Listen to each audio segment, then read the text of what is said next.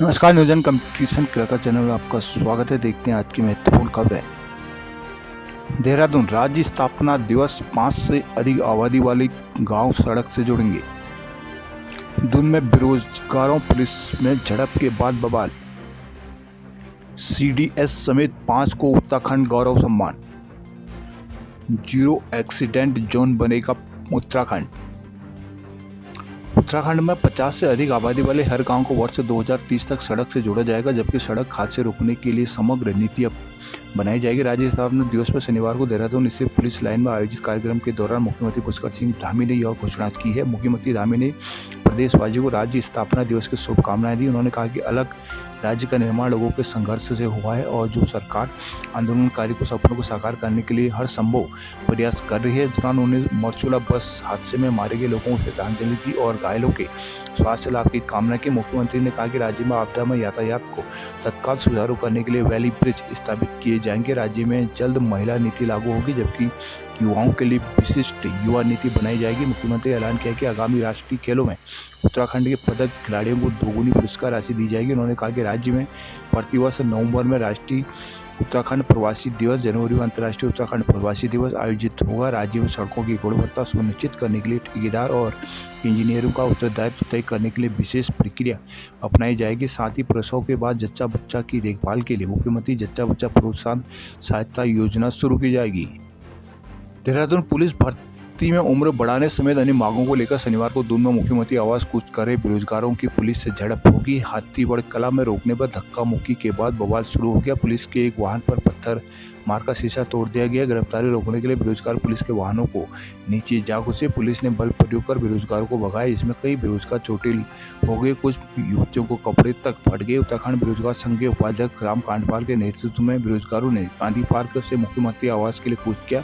हाथीबड़कला चौकी के पास पुलिस ने बैरिकेडिंग लगाकर जुलूस को रोक दिया। यहाँ बेरोजगार बैरिकेडिंग पर चढ़ गए। इनमें बड़ी संख्या में युवतियां भी शामिल थी। इस पर पुलिस बेरोजगारों और में धक्का मुक्की शुरू हो गई, जिसमें एक प्रदर्शनकारी बेहोश हो गए। इस पर बेरोजगार धरने पर बैठ गए। पुलिस ने उन्हें गिरफ्तार करना शुरू कर दिया तो भीड़ से पत्थर फेंका गया, जिसमें पुलिस वाहन का शीशा टूट गया। साथ ही प्रदर्शनकारी युवा पुलिस के वाहनों के नीचे जा घुसे। पुलिस ने लाठियां भांज कर युवाओं को हटाया। राज्य स्थापना दिवस में शनिवार को देहरादून में राज्यपाल लेफ्टिनेंट जनरल गुरमीत सिंह और मुख्यमंत्री पुष्कर सिंह धामी ने 5 विभूतियों को उत्तराखंड गौरव सम्मान से सम्मानित किया। साथ ही 14 पुलिस कर्मियों को भी पुलिस पदक, राष्ट्रपति पुलिस पदक और जीवन रक्षक पदक से सम्मानित किया गया। राज्य स्थापना दिवस पर पुलिस लाइन में रैतिक परेड का आयोजन किया गया है। राज्यपाल ने रैतिक परेड का निरीक्षण कर सलामी ली। इस मौके पर उन्होंने कहा कि आज के दिन हम सब एक संकल्प जरूर लें। हम युवाओं को हर तरह के नशे ड्रग्स से दूर रखने का प्रयास करेंगे। उत्तराखंड को ड्रग्स की फ्री बनाने में सभी योगदान दें, ताकि हमारे आने वाली पीढ़ी को उज्जवल भविष्य के लिए सुरक्षित वातावरण मिल सके। गवर्नर ने कहा कि उत्तराखंड वर्तमान में विकास के कई पैमानों पर देश के अग्रणी राज्यों में शुमार है। यहाँ सड़क, बिजली, पानी, स्वास्थ्य, शिक्षा, व्यक्ति समावेश, सामाजिक सुरक्षा से जुड़े हर क्षेत्र में बड़ा बदलाव आ रहा है। सभी के संयुक्त प्रयासों से उत्तराखंड प्रगति के पथ पर अग्रसर है, पर अब भी बहुत कुछ किया जाना बाकी है, जिसके लिए सभी को अपना योगदान देना जरूरी है। गवर्नर ने कहा कि प्रधानमंत्री नरेंद्र मोदी ने जो 9 आग्रह किए हैं वो हमारे लिए 9 संकल्पों के समान है। इस बार उत्तराखंड गौरव सम्मान से अनिल चौहान सम्मानित किए गए हैं। पौड़ी जिले के गवाड़ा गांव के निवासी अनिल चौहान देश के दूसरे CDS हैं। वो परम विशिष्ट मेडल, उत्तम युद्ध सेवा मेडल, अति विशिष्ट सेवा मेडल और सेना मेडल से सम्मानित हो चुके हैं। दूसरे लोक गायक प्रीतिम भरतवाण है, टिहरी जिले के रायपुर ब्लॉक के सिला गांव के निवासी हैं। वह अपने गीतों, लोक कलाओं और जागरों को प्रोत्साहन करने में विशेष योगदान दे रहे हैं। 2019 में उन्हें राष्ट्रपति पद्मश्री सम्मान से सम्मानित किया जा चुका है। वहीं समाज सुधारक माता मंगला हंस फाउंडेशन के संस्थापक और आध्यात्मिक संत समाज सुधारक है। उन्हें विशेष रूप से उत्तराखंड में सेवा कार्य के लिए जाना जाता है। शिक्षा, स्वास्थ्य, महिला सशक्तिकरण समेत कई क्षेत्रों में माता मंगला उल्लेखनीय कार्य कर रही है। अभिनेता हेमंत पांडे, कुमाऊं के नाथपुर चौमवाल निवासी हेमंत पांडे बॉलीवुड के जाने माने अभिनेता हैं। पांडे ने तमाम हिंदी फिल्मों और धारावाहिकों में काम किया है। पांडे क्रिश, रेडी, रहना है तेरे दिल में समेत 150 से अधिक फिल्मों में अभिनय कर चुके हैं। चिकित्सक महेश कुडियाल उत्तराखंड के पहले न्यूरो सर्जन हैं। वर्ष 1986 में लखनऊ से MBBS की डिग्री हासिल की थी। वो मस्तिष्क और रीढ़ की हड्डी की अब तक 14,000 से अधिक सर्जरी कर चुके। उत्तराखंड में चिकित्सा के क्षेत्र में वो लगातार गंभीरता से कार्य कर रहे हैं। उत्तराखंड में सड़क हादसों में प्रभावी रोकथाम की दिशा में एक नई समग्र नीति के तहत उठाए जा रहे कदम कारगर साबित होने की उम्मीद है। बीते वर्ष में उत्तराखंड में जिस तेजी से तीर्थ यात्रियों पर्यटकों की संख्या बढ़ी है, उसके मद्देनजर जरूरी था कि यातायात को और सुरक्षित बनाया जाए। ऐसे में उम्मीद है कि मुख्यमंत्री पुष्कर सिंह धामी द्वारा राज्य स्थापना दिवस पर घोषित राष्ट्रीय समग्र नीति उत्तराखंड को जीरो एक्सीडेंट जोन बनाने में अपेक्षित मदद करेगी। वर्तमान में सड़क हादसों के लिहाज से उत्तराखंड देश के संवेदनशील राज्यों में शामिल है। उत्तराखंड खासकर हादसों की गंभीरता के पैमाने पर उत्तराखंड राष्ट्रीय औसत से कहीं ऊपर है। बीते सप्ताह अल्मोड़ा के सल्ट में हुई बस हादसे में 36 लोगों की जान चली गई थी, जिसमें से पूर्व पौड़ी के धुमाकोट से 48 लोगों की मौत भी हुई थी। प्रदेश में एक साथ 10 से 15 मौत वाले हादसों की संख्या भी कम नहीं है। उत्तराखंड में अग्रणी राज्य बनने की सभी संभावनाएं। विकास में युवा सक्रिय भूमिका निभाएं। खंडूरी। UCC पर जन भावनाओं से खेल रही है सरकार। गरिमा। प्रधानमंत्री मोदी की घोषणाएं जुमलों का पिटारा धसमाना।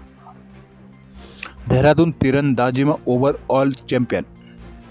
कंडोलिया मैदान में चल रही राज्य स्तरीय तीरंदाजी प्रतियोगिता में शनिवार को अंतिम दिन भी तीरंदाजों ने अपने खेल का बेहतर प्रदर्शन किया। प्रतियोगिता में देहरादून ओवरऑल चैंपियन रहा। प्रतियोगिता में पौड़ी ने दूसरा व हरिद्वार ने तीसरा स्थान हासिल किया। प्रतियोगिता में नैनीताल, उधमसिंह नगर, पौड़ी, अल्मोड़ा, देहरादून और हरिद्वार जिलों के 105 तीरंदाजों ने हिस्सा लिया था। मुख्य अतिथि SDM पौड़ी दीपक रामचंद्र सेठ ने विजेता व विजेता तीरंदाजों को मेडल देकर सम्मानित किया। शनिवार को आयोजित प्रतियोगिता के तीसरे दिन अंडर 20 बालक वर्ग के ओलंपिक राउंड में हरिद्वार के युवराज पहले, देहरादून के चैतन्य सती दूसरी व देहरादून के आदर्श नेगी तीसरे। रैंकिंग राउंड बालक वर्ग में देहरादून के चैतन्य सती पहले, देहरादून के ही सत्यम दूसरे, हरिद्वार के अर्पित तीसरे। बालिका वर्ग में हरिद्वार के अनिशा सेमवाल पहले, पौड़ी की दिव्यांशी दूसरी, पौड़ी की अनन्या तीसरे स्थान पर थी। इंडियन राउंड बालक वर्ग में देहरादून के नमन ने पहला, वेदांश ने दूसरा, हिमांशु ने तीसरा। बालिका में हरिद्वार की दिया ने पहला, हरिद्वार की अनामिका व दूसरे और दून की ज्योति ने तीसरा स्थान प्राप्त किया। प्रवक्ता पद अपात्र अभ्यर्थियों को भी परीक्षा में आवेदन की मंजूरी मिली।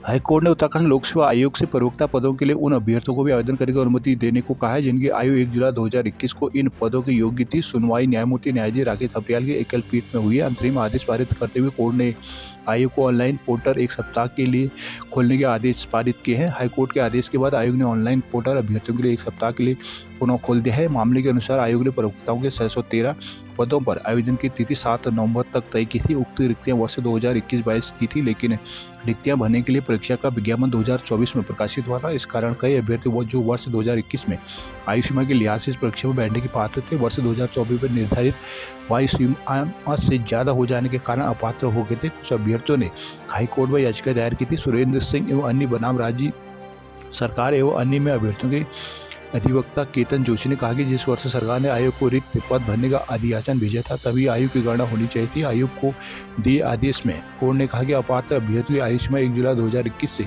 करते हुए आवेदन को पोर्टल 1 सप्ताह के लिए खोला जाए। वेरीनाग में कथित मस्जिद हटाने के लिए प्रदर्शन।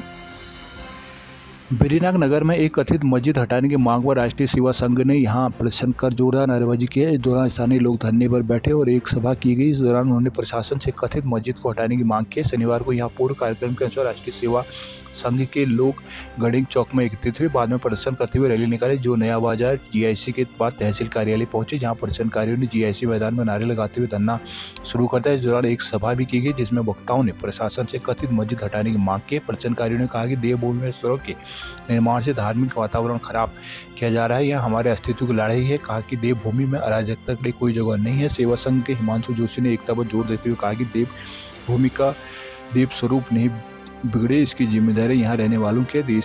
जोशी ने कथित मस्जिद को हटाने प्रशासनिक कार्रवाई को लेकर भी नाराजगी व्यक्त की है। कहा कि कई बार मांग करने के बाद भी गंभीर कदम नहीं उठाए जा रहे। प्रदर्शनकारियों और प्रशासन की इस तरह कई दौर की बातचीत हुई है। SDM श्रेष्ठ कुंसुला ने प्रदर्शनकारियों को मनाने की कोशिश की, लेकिन वे नहीं माने। उन्होंने SDM से कथित मस्जिद की सीज करने की मांग की। इस पर SDM ने कहा कि वेरीनाग भूमि का मामला कोर्ट में चल रहा है, ऐसे में मस्जिद को सीज किया जाना संभव नहीं है। कहा कि मामले में प्रशासन की तरफ से नोटिस जारी किया जाएगा, उसके बाद ही आगे की कार्रवाई की जाएगी। पिथौरा के गुरना पाखू डाकघर में संचार सेवाएं हुई ठप, लोग हुए परेशान। चंपावत में बिजली पानी की लाइन अब होगी भूमिगत। टनकपुर खनन के लिए जल्द शुरू होगा वाहनों का पंजीकरण। उत्तराखंड महोत्सव में पिथौरागढ़ की हस्तियां की गई सम्मानित। पिथौरागढ़ राज्य की स्थापना दिवस पर रामलीला मैदान में सादगी के साथ उत्तराखंड महोत्सव का आयोजन हुआ है, जिसमें उत्तराखंड राज्य निर्माण में अहम योगदान देने वाले राज्य आंदोलनकारियों और खिलाड़ियों को सम्मानित किया गया। 16 अक्टूबर को मुख्य चुनाव आयुक्त राजीव कुमार के सफल रेस्क्यू में शामिल आईटीबीपी के जवानों और आलम के ग्रामीण ट्रैकिंग दल के पोल्टर व गाइडों को भी सम्मानित किया गया। शनिवार को रामलीला मैदान में आयोजित उत्तराखंड महोत्सव का शुभारंभ जिला पंचायत अध्यक्ष दीपिका बोहरा, डीएम विनोद गोस्वामी, एसपी रेखा यादव ने दीप जलाकर किया था। जिला पंचायत अध्यक्ष बोहरा ने उत्तराखंड राज्य आंदोलनकारियों को राज्य निर्माण के लिए किए गए त्याग बलिदान पर प्रकाश डाला। डीएम गोस्वामी ने कहा कि राज्य आंदोलनकारियों के संघर्ष और त्याग की बदौलत उत्तराखंड राज्य का गठन हुआ है। प्रशासन की ओर से मनरेगा, दीनदयाल उपाध्याय कौशल विकास योजना, एमएसएमई योजना, राज्य स्तर पर खेलों में प्रतिभा करने वाली खिलाड़ियों को सम्मानित किया गया। इस दौरान राज्य दर्जा मंत्री गणेश भंडारी, पूर्व पालिका अध्यक्ष राजेंद्र रावत, भाजपा के जिला महामंत्री राकेश देवललाल, पूर्व सहकारी बैंक के अध्यक्ष मनोज सामंत, जिला पंचायत उपाध्यक्ष कोमल मेहता, पीडीडीआरडी अध्यक्ष पुनेठा, डीडीओ रमा गोस्वामी, समाज कल्याण अधिकारी दिलीप कुमार आदि मौजूद रहे। लोहाघाट में राज्य आंदोलनकारी सम्मानित। झूलाघाट के मां त्रिपुरा सुंदरी के दर्शन को उमड़े लोग। लोहाघाट में बिसंग महोत्सव में लोग रंग की धूम। अल्मोड़ा एसएसजी में दूसरे दिन भी छात्रों ने की तालाबंदी। बागेश्वर कांडा को ब्लॉक बनाने के लिए फिर किया गया प्रदर्शन।